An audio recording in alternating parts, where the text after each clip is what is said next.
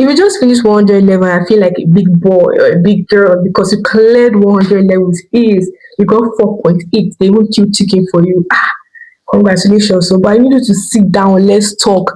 Because 200 level is a different ball game. It's a new demon, freshly baked out of his oven. I remember my first day in 200 level. Of course, you know in 100 level how we just wear slippers, wear jeans and go to class. 200 level, you are now wearing corporate, you are now wearing shoes. I remember my first day in 100 level, this was the picture. I wore pink, I was like, I was so happy, the feeling of wearing corporate, feeling like a medical student. I remember that feeling. But at the end of 200 level, beginning of 200 level, there's this zeal, there's this motivation, there's this drive. But if you tread on the wrong path, 200 level will be frustrating for you. And I made some mistakes in 200 level, and I don't want you to make the same mistakes because you're my love.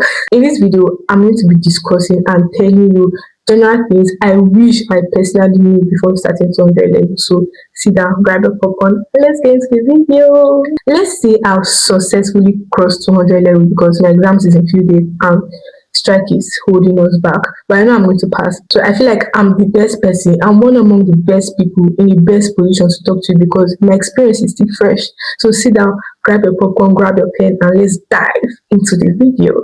Remember a 100 level where you will not read, but a night to that chemistry test your exams, you just sit down and cram everything. You do TDB, you go and write the exam, you get clear A's. You know, your A will get 80 something in 100 level, but try that in 200 level, try that in anatomy, and you see premium tears.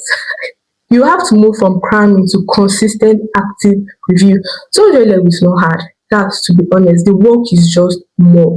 200 level is like multiplying your 100 level work by 3 or 4. So you need to up your game so that you remain in the class. You cannot be reading twice in a week in 200 level. You need to be consistent. You cannot just be reading to finish syllabus in 200 level.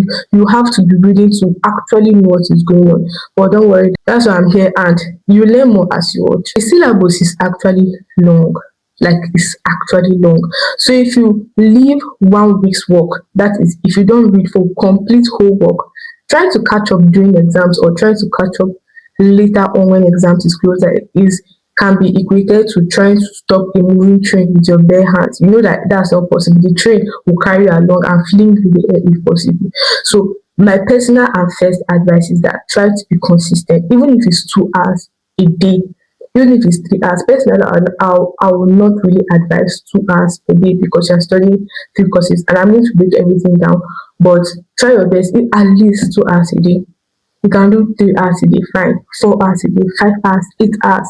10 hours you get, or just try to be consistent. That's the first thing I'll tell you. So now the breakdown. In 200 level, you are no longer doing chemistry, physics, maths, English, GST.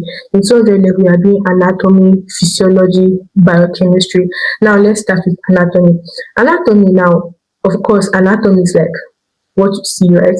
Anatomy has gross anatomy, it has histology, and it has embryology. Gross anatomy is what you see. The muscles, the skin, the this, the that, that's what makes up the body. Yeah. Then histology is like study of cells, like the individual breakdown of everything. Then embryology is the study of embryos, basically how the embryos form and go into a baby. Now, the first I'll tell you is that gross anatomy is the widest. And personally, I don't even know if you can ever finish gross anatomy, but for histology and embryology, give it your time. Learn it. And this is something about learning anatomy generally. Don't just read it like storybook. Oh, you're saying that, oh, this muscle is here, this muscle is here. It's making sense in your head. No. Open your atlas. Atlas is the book that shows like what each thing is made up of. I believe you already know what atlas, book of anatomy is. Open your atlas, open your textbook. As you are reading, be seeing the muscles life. Let it be making sense. Be seeing so that you get anatomy. Don't just cram it, know how where the thoracic duct started, know where it crossed to the left, know where it ended, it terminated. Do you understand? Try to understand the story behind everything before you try to cram it. If they ask you about Klumpke's palsy or Ebb's palsy, you are not just cramming the answer and pouring it out for them. First of all, you must know your brachial plexus. You know what is the upper trunk, you know what is the lower trunk before going down to expansion. What I'm trying to say is that don't just cram anatomy. Try to know the anatomy. Try to understand the anatomy. They are talking about thoracic duct, but you don't even know what is inside the thoracic duct. They are talking about chylothorax, this one, that one. You don't even know what it actually is. They are talking about Horner syndrome. Don't just cram the symptoms of Horner syndrome. Try to know what causes it. That is anatomy. Histology, embryology. Personally, for anatomy, I watch at the doc. So if something you can, because some people they need video to catch up. Let's go into physiology. Physiology is mainly about concepts and mechanisms, how urine is formed, how oxygen is circulated through your body, how oxygen is excreted. In physiology, I will advise you, there's that urge to like read physiology and try to finish the material. Don't just read to finish. Me, I tell myself in physiology that if you cannot explain how urine is formed, then you don't actually know your renals well. If you don't know how carbon dioxide is transported out of your body, then you don't know it. What I'm trying to say that whatever concept you are trying to learn in physiology, try to be able to explain it to your friend. Try to be. I'm not saying just read. I'm like, oh, explain to you. Well, go and meet somebody. Oh, have you read this? So if the person has not read, and the person has read, can I explain to you so that I'll see if I know it? Explain it, then see if you know it. That is how to know physiology. Don't just read to finish it. As you are reading, be seeing the questions that are frequently asked, and then try to be able to explain it to somebody. The more you discuss, the more it sticks. This one is for anatomy, physiology, and biochemistry. The more you discuss, the more it sticks. You cannot do one more squad in 200 level like you're doing in 100 level. You cannot go and be hiding and reading like you're doing in 100 level. You fail. The more you discuss, the more it sticks, and the more you learn. Now let's go to biochemistry. Biochemistry is the most abstract and people don't like it. Personally, in biochemistry, you learn about carbohydrate, proteins, etc. But the main thing about biochemistry is the metabolisms, how glycolysis pathway, CCA circle, glycolysis. Now I'll tell you that as you are learning these pathways, try and be drawing it, try and be writing it down.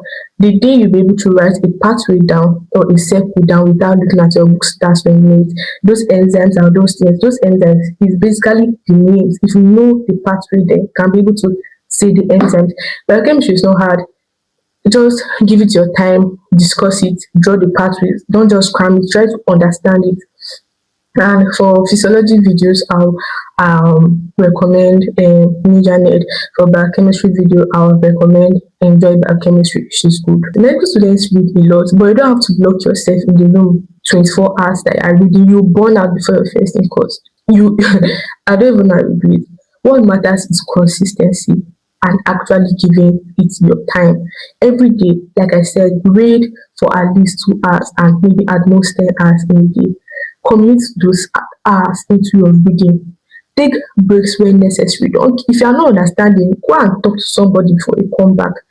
Drink water before you come back. Do you understand? If you write a test or an in-course and you fail, it doesn't mean you are not meant to be a doctor. Personally, I failed my first in-course. That was blood physiology. That's not the first one I wrote, but that's the first one that came out. I got 48 over 100. I know pass mark in so is 50. So I got 48, and that's the only in-course I failed. I've not failed any other in-course. So if you like, when you fail, sit down and cry. When you fail, re-strategize. See what you are not doing right. See what you are doing right. Improve when necessary and drop some things when necessary. And one thing I'll also tell you that in order to don't just be rewriting your notes. I used to do that a lot. It's even when I was close to my exam that I stopped writing my notes. If only I knew earlier. Stop rewriting your notes. It's not going to help you anywhere. Me, instead of rewriting your notes, try writing questions on it. For example, if I read about cell like this, cell is a topic you have known since secondary school. So why are you rewriting why are you rewriting it?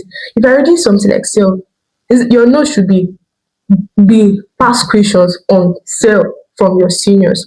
Why is cell said to be semi-autonomous?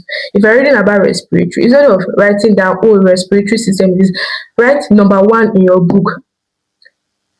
Discuss how oxygen is distributed in the body. Discuss how carbon dioxide is excreted in the body. That should be your questions. Then the notes under it should be the answer, so that when you're opening your book to read again, you're reading these questions. I hope that makes sense to you and in your head. Yeah. The three main things in medical school is consistency, strategy, and learn how to stay calm under pressure. That's when you're writing exams. I've successfully come to the end of this video, and I know I didn't discuss some of your questions. So if you want something particular, or you have a question that you want us to discuss about, please feel free to ask your question down in the comment section. And if you want a one-on-one session with me so that we'll discuss about something that is bothering you, please also let me know in the comment section, so that I also create a link for that, so that you guys can be booking and we'll be discussing. If you want, whenever you feel I want someone to talk to and help you with strategize, and you need to talk to me, let's just say I'm your big sister, your YouTube big sister in medical school. So I've come to the end of the video, and I'm going to drop in lots more on how I survived 200 level. And the aim is for people like you who are just coming to 200 level, or who just finished 100 level and need the right method for your practical, for biochemistry, for anatomy, for everything. I'm here for you. So welcome to the end of my video, and yeah, subscribe, comment, whatever I want to buy.